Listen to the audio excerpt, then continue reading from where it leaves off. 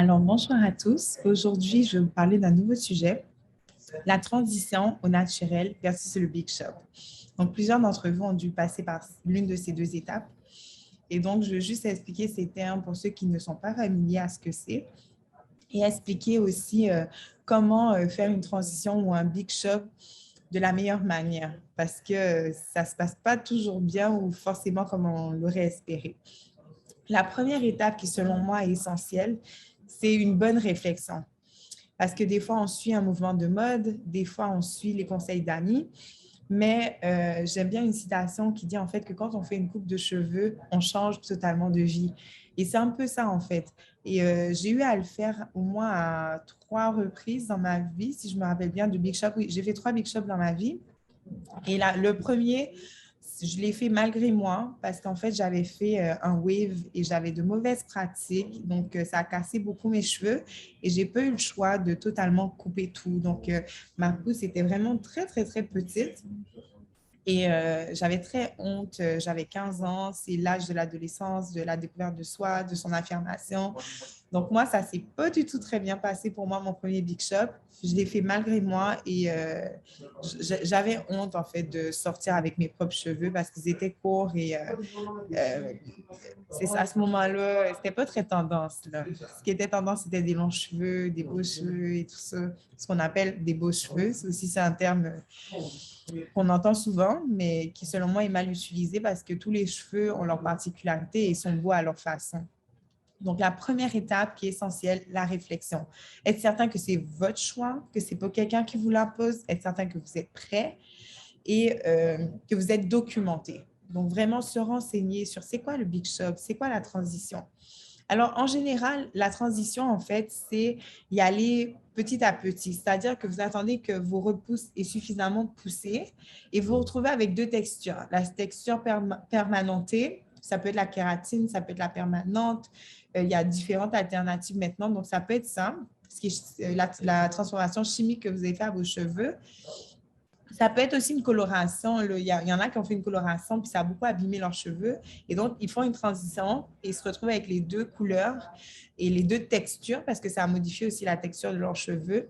Ils laissent pousser et une fois que c'est suffisamment long, ben là, quand ils sont prêts, ils décident à couper le bout qui est permanenté ou qui est à base de kératine. Donc, ça, c'est la transition. C'est, je vous dirais, l'étape qui est la moins choc. C'est l'étape qui est qui va le plus en souplesse parce que vous ne perdez pas votre longueur, donc vous savez comment faire des coiffures. Mais c'est quand même une étape qui est un peu difficile parce que les deux textures font que c'est un peu plus compliqué de trouver des coiffures adaptées. Il faut vraiment renforcer beaucoup le cheveu, utiliser de la protéine et beaucoup d'hydratation parce que les deux textures n'ont pas les mêmes besoins. Donc, il faut réussir à trouver l'équilibre et le juste milieu entre les deux. Donc, dans tout, il y a les pour et les contre. Le Big Shop, ça, je vous dirais, c'est l'étape la plus choc parce que dépendamment de votre pouce, vos cheveux peuvent être très, très, très courts. Et donc, passer d'une certaine longueur à avoir les cheveux très, très, très, très courts, ça peut vous faire un choc à vous, mais un choc aussi pour votre entourage qui ne sont pas du tout habitués à vous voir comme ça. Puis, c'est ça, on sait pas trop. Maintenant, au moins, il y a des logiciels qui vous permettent de faire des montages pour avoir une idée de à quoi vous pouvez ressembler avec les cheveux courts. Avant, il n'y avait pas forcément ça. Donc, c'est au coiffeur, en allant chez le coiffeur que là, hop, on voit le résultat, puis on peut être très content ou aussi très déçu et en avoir honte. Donc, c'est pour ça que je reviens sur l'étape de la réflexion qui est très, très, très essentielle. Donc, le Bishop, c'est couper directement toute la partie qui a été modifiée chimiquement, que ce soit la coloration, le défrisage, la kératine. Ensuite, dépendamment des produits que vous utilisez avant. Donc, si vous utilisiez des produits chimiques, des produits à base de sulfate, à base de pétrolatum, donc à base de plusieurs agents, donc il y a justement une cosmétologue qui va nous parler de ce sujet-là. Donc, j'aborde pas trop ce sujet-là.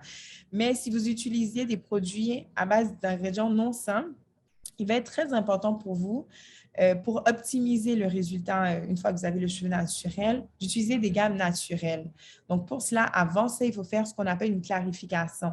Donc, ça peut se faire à base d'argile ou à base de cycle de vinaigre de pomme. Donc, ça vient vraiment nettoyer votre cuir chevelu et vos longueurs en profondeur et enlever vraiment toutes sortes de résidus. Donc, on utilise d'abord un shampoing clarifiant On utilise aussi, c'est ça, comme je disais, ça peut être de l'argile blanche, de l'argile rouge, de l'argile verte, mais vraiment quelque chose qui est spécifiquement fait pour nettoyer le cuir et la longueur. Donc, ça enlève tous les résidus de produits qui sont sur vos cheveux.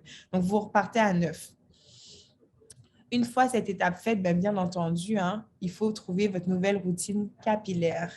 Donc, ce qui est important de savoir, c'est chaque cheveu a ses besoins. Donc, dans les cheveux bouclés, écoutez, il y a beaucoup de variations, beaucoup de variantes.